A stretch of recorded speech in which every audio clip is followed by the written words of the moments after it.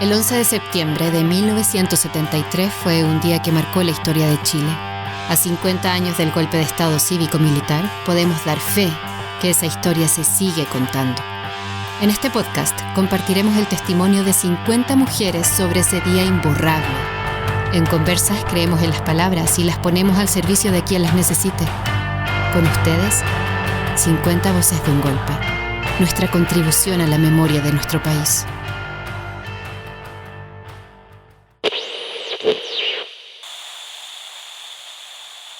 Soy Lilia Concha Carreño, educadora diferencial de profesión, magíster en educación, actualmente directora del CPEIP, Centro de Perfeccionamiento, Experimentación e Investigación Pedagógica del Ministerio de Educación, mamá de Paloma, Feña, Marcelito y abuela de Maxi.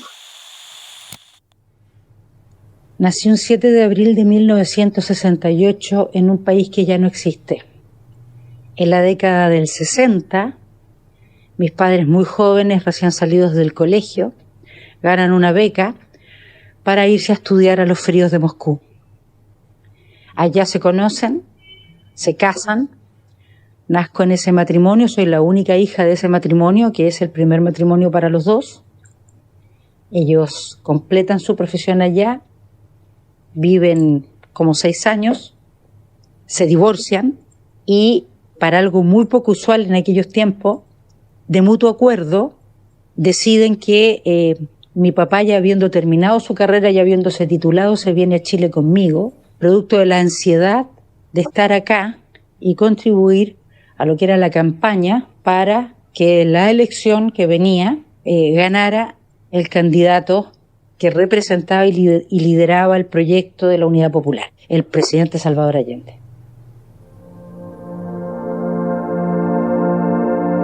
Así es que me vine con mi papá siendo muy pequeña, tenía apenas 3 años. Mi mamá al poco tiempo vuelve también después de terminar y titularse ella. Y también como ingeniera agrónoma se pone a disposición del trabajo profesional en el Ministerio de Agricultura. Mi papá asume primero como director regional del SAC en Temuco y luego como gerente nacional de Navi. Trabaja para la Corfo con un tremendo compromiso, con una gran convicción y de manera muy abnegada para contribuir al éxito del gobierno de la Unidad Popular. En general, mi familia, en su mayoría, se sentía muy comprometida por este proyecto, por la conciencia social que siempre había movido tanto a mi familia materna como paterna, en torno a verse representados en un proyecto político que aspiraba a construir un Chile más justo, más inclusivo, más humano, con menos desigualdades y con derechos sociales garantizados. Así es como pasa ese tiempo de la Unidad Popular, con una gran actividad social y política.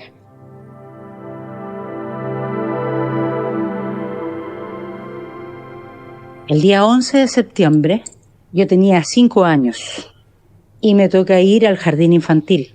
A pesar de mi corta edad, la experiencia es tan fuerte, tan tremenda, que se me queda grabada no solo en la memoria emocional, sino que incluso en la experiencia física, del estremecimiento que a pesar de mis escasos años sentí ese día por darme cuenta, sin poder comprender mucho por qué, pero por darme cuenta de que el mundo de los adultos se derrumbaba. Ese día mi padre es detenido el mismo 11 de septiembre y llevado al Estadio Nacional, donde completa casi 3 meses detenido en el estadio junto a miles o cientos más que estuvieron allí. Cuando el Estadio Nacional es cerrado y deja de ser un recinto de detención, ilegal por cierto, mi padre es sacado del estadio y es trasladado al campo de concentración Chacabuco, que quedaba en la región de Antofagasta.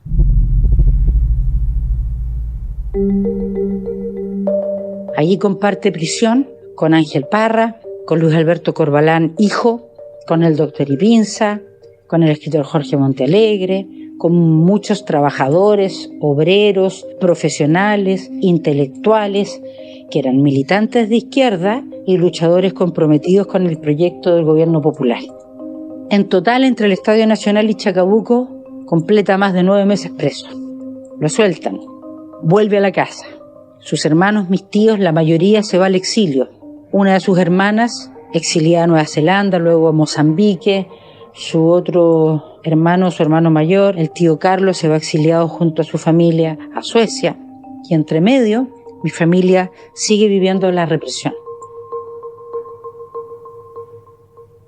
El mismo año 74, en julio, mi abuelo Alfonso, mi abuelo materno, el padre de mi madre, militante comunista, es detenido en una especie de casa bobo, le llamaban, en una reunión. Es llevado a la AGA, la Academia de Guerra de la FACH, donde sometido a terribles torturas, finalmente no logra resistir estos apremios y fallece. Por suerte, porque a eso nos llevó la dictadura, casi agradecer que al menos se nos diera la posibilidad de recuperar sus restos. Cuestión que fue posible gracias a una llamada anónima que hasta el día de hoy no sabemos de quién fue y que puso en alerta a mi abuela tempranamente para saber que el cadáver de mi abuelo se encontraba en el hospital de la Facha. Es la razón, gracias a ese anónimo, es la razón por la que pudimos recuperar su cuerpo y al menos darle sepultura, vigilados permanentemente por civiles, no solo sin ninguna consideración ni respeto por el dolor que la familia estaba viviendo. Entregan a mi abuelo en un ataúd sellado con prohibición de hacer autopsia, sin un certificado claro de la causa de muerte. Después los sobrevivientes que estuvieron con él nos confirman de que él muere en sesión de tortura y estos civiles vigilan permanentemente su velorio, su funeral y se mantienen con sus radios, estos señores de lentes oscuros, en sus autos, en la puerta de nuestra casa sin ningún disimulo y sin darnos ni el espacio, ni la tranquilidad, ni la mínima paz que merecíamos como familia para al menos poder velar a mi abuelo tranquilo. Luego, en el año 1976, cuando viene toda la oleada represiva contra las direcciones clandestinas del Partido Comunista, mi padre, que trabajaba para el Instituto Fomento Pesquero de la Corfo, saliendo de su oficina en Pedro Valdivia, cerca de la plaza de Pedro Valdivia, un 10 de mayo de 1976, aproximadamente a las 10 de la mañana, a plena luz del día, es detenido por civiles de la DINA, que a la fuerza lo meten a un auto y lo llevan a Villa Grimaldi. Cuestión que sabemos gracias a testigos sobrevivientes, que luego, gracias a su testimonio, nos permitieron sacar adelante el juicio que hace unos años terminó condenando a 5 agentes de la DINA a 10 años cada uno por el secuestro, la tortura y la desaparición de mi padre.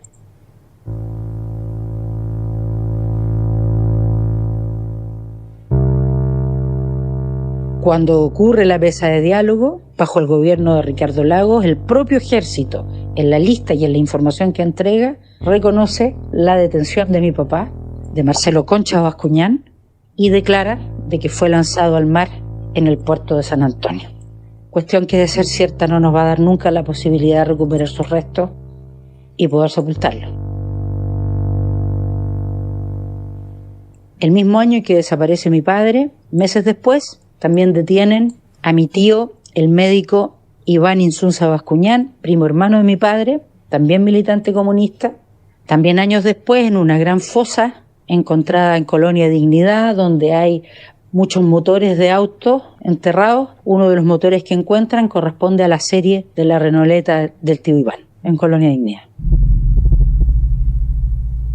En el año 1978, mi tía Cristina, la hermana de mi mamá, viaja a Hungría y de regreso a Chile hace escala en Buenos Aires y en el marco de la Operación Cóndor también es detenida, llevada a un horroroso centro de detención en Buenos Aires llamado El Olimpo, desde donde también desaparece y también por el testimonio de las sobrevivientes que estuvieron con ella sabemos que fue brutalmente torturada y luego fue lanzada, estando aún viva, según lo que declara el informe forense, porque sus heridas, los rasgos de su cuerpo en sus huesos muestran de que son fracturas de alto impacto, que son perimortem.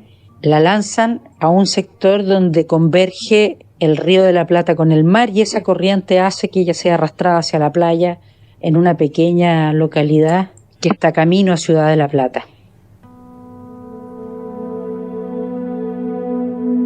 años después, ya en democracia, en el primer gobierno de la presidenta Bachelet, en Buenos Aires se abre esta fosa común donde se encuentran los restos de otros detenidos desaparecidos, tanto argentinos, cristinas chilenas y también un uruguayo, muchos de ellos detenidos y desaparecidos bajo la Operación Cóndor, esa colaboración siniestra entre dictaduras que traficaban con la vida humana, intercambiando presos, colaborándose con información para poder detener a militantes de izquierda de los distintos países latinoamericanos y que eran perseguidos por las dictaduras latinoamericanas que en general gobernaban todos los países de nuestro continente. Así es que en el año 1978 Cristina Carreño, la hermana de mi mamá, desaparece también.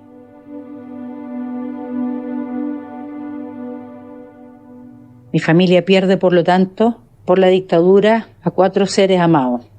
A mi abuelo materno Alfonso Carreño, a mi tía materna Cristina Carreño, al primo hermano de mi padre, el tío Iván Insunza Bascuñán, y a mi papá, Marcelo Concha Bascuñán. Mi papá, ingeniero agrónomo por profesión, comunista por convicción, cantor por gusto porque le gustaba guitarrear, fue campeón nacional de natación en el año 1964 y además un ser humano y un padre maravilloso. Así puedo resumir mi recuerdo del día del golpe y de la dictadura. Debo agregar que cuando mi padre desapareció, yo era la hija mayor y tenía 8 años.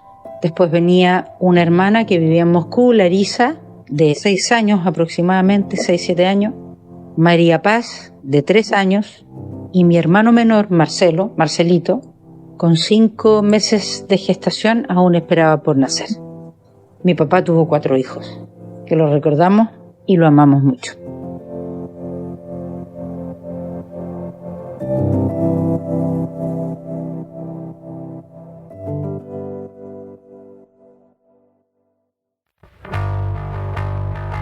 «50 voces de un golpe» es una idea original de Conversas, Oficina de Comunicaciones. Diseño sonoro, Francisca Alvier. Diseño gráfico, Constanza Fernández. Voz, Carolina Villanueva.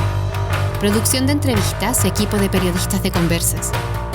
Nuestros agradecimientos a todas las mujeres que generosamente quisieron ser parte de este trabajo, que busca hacer una contribución a la memoria de Chile a 50 años del golpe cívico-militar del 11 de septiembre de 1973.